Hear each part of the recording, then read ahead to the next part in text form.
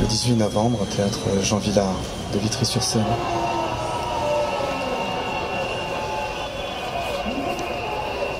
Plus ou moins que mardi dernier, cette 6e journée de manifestation contre la réforme des retraites a à nouveau été l'occasion de comparer les chiffres, côté syndicat et côté police. Les uns annoncent 3,5 millions de manifestants, les autres 1,1 million. Bon, pour moi, la manière dont cette réforme a été conçue me semble être complètement révélatrice d'un mépris de la démocratie sociale et explique pour partie le mouvement de rejet qu'elle a suscité. C'était le 10 mai, c'était un 10 mai 44. La conférence de Philadelphie, c'est sur l'Organisation internationale du travail. Sur l'emploi, ils employaient le terme la plénitude de l'emploi. Un travail, ça doit participer à l'épanouissement, à l'accomplissement de celui qui travaille. T'es au chômage alors? Bah oui, chômage, comme tout le monde. T'as rien retrouvé? Ah non, rien. La pièce de Sylvain Levet raconte l'histoire d'un grand-père communiste qui tente de transmettre ses valeurs à son petit-fils Costa.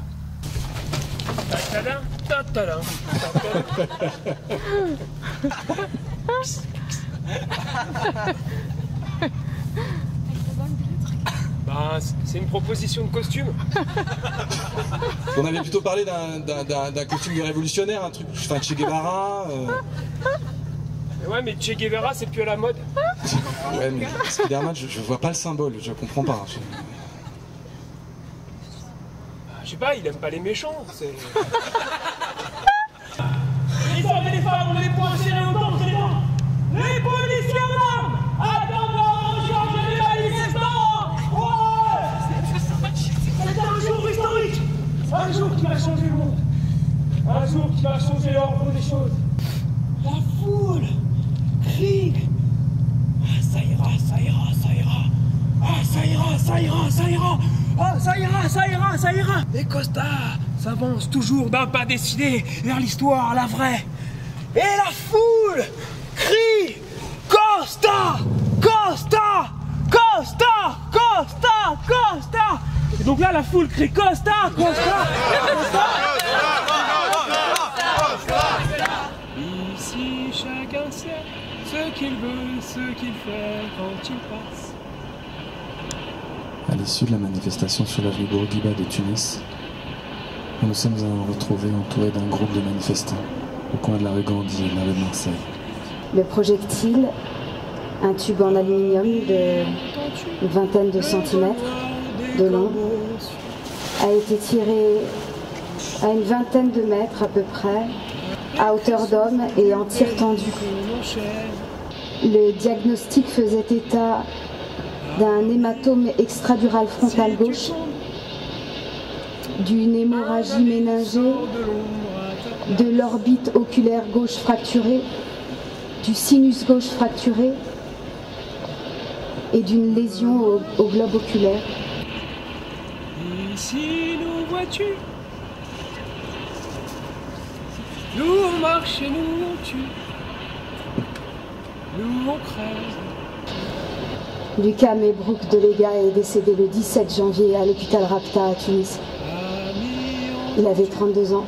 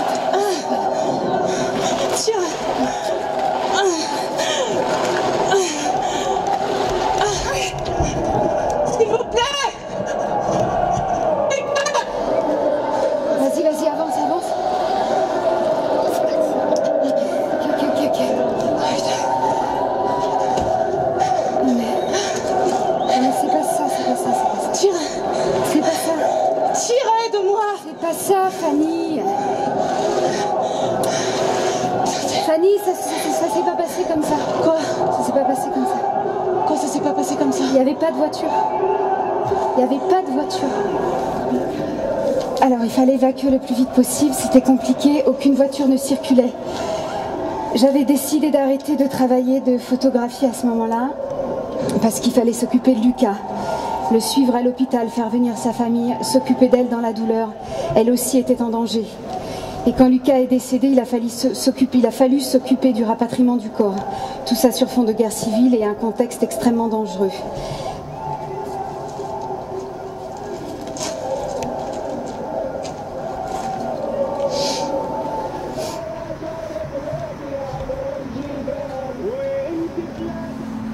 T'as voté quoi, toi? Moi, j'ai voté blanc. T'as voté blanc? Entre oui et non, t'as voté blanc? Bah ouais, c'est ça, c'est bizarre. Ouais, enfin. Bon, ceci dit, moi, j'ai pas réfléchi non plus. J'ai voté comme mes parents. J'avais 18 ans, j'ai voté socialiste. T'as voté oui?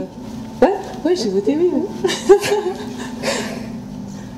Je sais pas pourquoi j'ai voté blanc. Et toi, t'as fait comme tes parents aussi. Bah ouais. T'as voté communiste, toi? J'ai voté non. Ouais.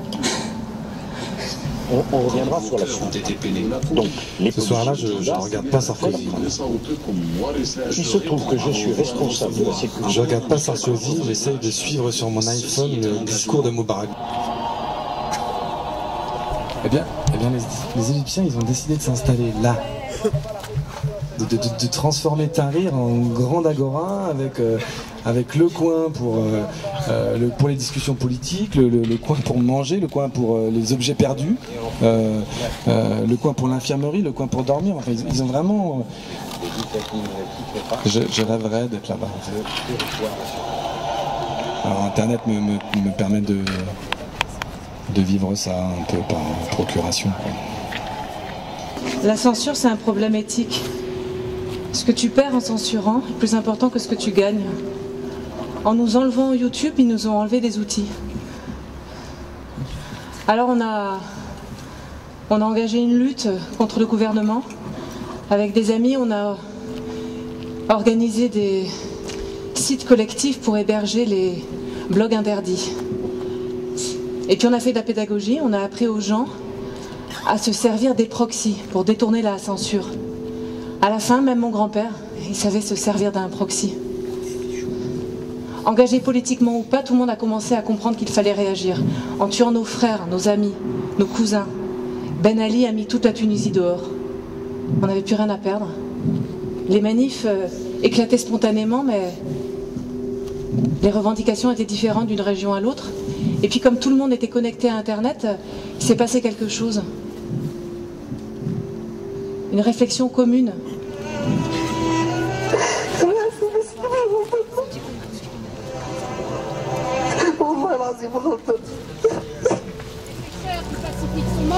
La nourriture fait peur, on jette la nourriture d'une ville entière, on enterre la nourriture d'une ville entière se met en colère, des villes entières se mettent en colère. Contre qui la colère des villes entières? Contre l'inégalité posée en principe par certains peuples contre d'autres peuples. Contre l'inégalité posée en principe par certaines races contre d'autres races. Contre l'inégalité posée en principe par certaines classes contre d'autres classes. Je sais, ça recommencera. Il y aura 10 000 degrés sur la terre, 10 000 soleils, dira-t-on. L'asphalte brûlera, un désordre profond régnera. Une ville entière sera soulevée de terre et retombera ensemble. Ça recommencera.